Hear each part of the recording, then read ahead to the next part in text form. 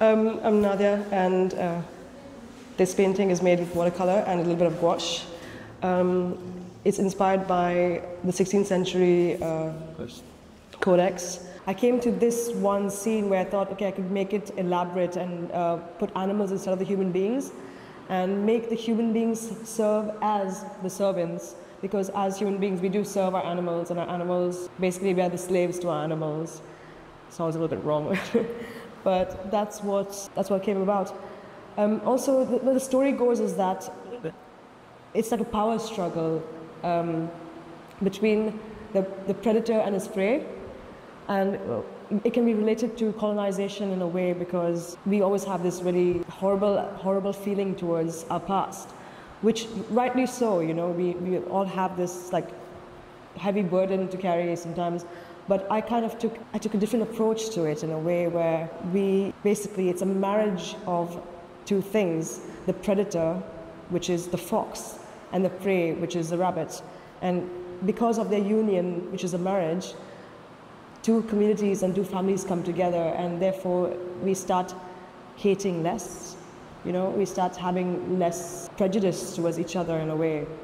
And that's what I kind of tried to show in this. I am of the opinion that we should recognize our past and recognize colonization for what it is, instead of trying to eradicate all traces of it, because that would mean, as a Goan, you know, removing part of who I am, because I know that colonization came with a lot of darkness, but also it left us now some positives, I would say, like the architecture, the culture, you know, the fact that we speak English in a way. Therefore, I took that approach towards it while making this painting. And I do believe that we need to consciously make an effort to remember our past and remember all the things that happened, instead of trying to erase it, because if we do erase it, we are at the risk of history repeating itself. But if we do remember it and actually have proof and have art and have culture of what had happened, I feel like we can look towards the positives of it and not go about in the negative, the wrong direction in the end. Well, the story about my painting is obviously a marriage.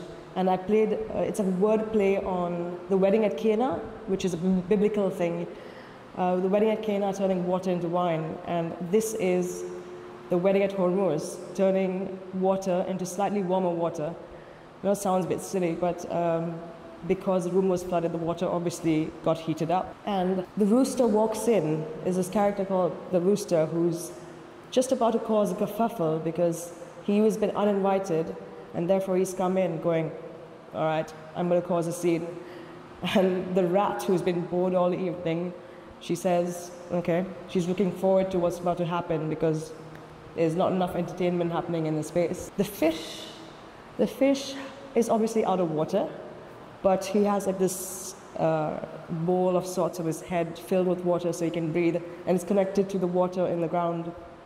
Going through the archives, although it was quite confusing because each painting was quite dissimilar, there were a few things that were in unison with the others. Like there was a lot of men and women, two people in like this symmetrical space.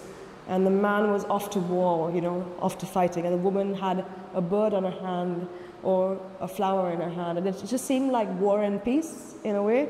But obviously they were husband and wife, and it just seemed like the union of things. And then when I went towards the rest of them, I discovered that there was a lot of Goan lists. A lot of things that you see in Goa, like old school Goa with, you know, the kunbi saris and the farmers. There's people smelting. It's all old school kind of professions. And suddenly I realized it's just, that's why the women in my painting are inspired by the kunbi saris in a way, you know. And well, obviously the checkered skirts. Everybody's having a good time. There's a lot of food on the table, obviously. There's some strange bits, things that you would not normally see. There's a human foot, just to make it exciting.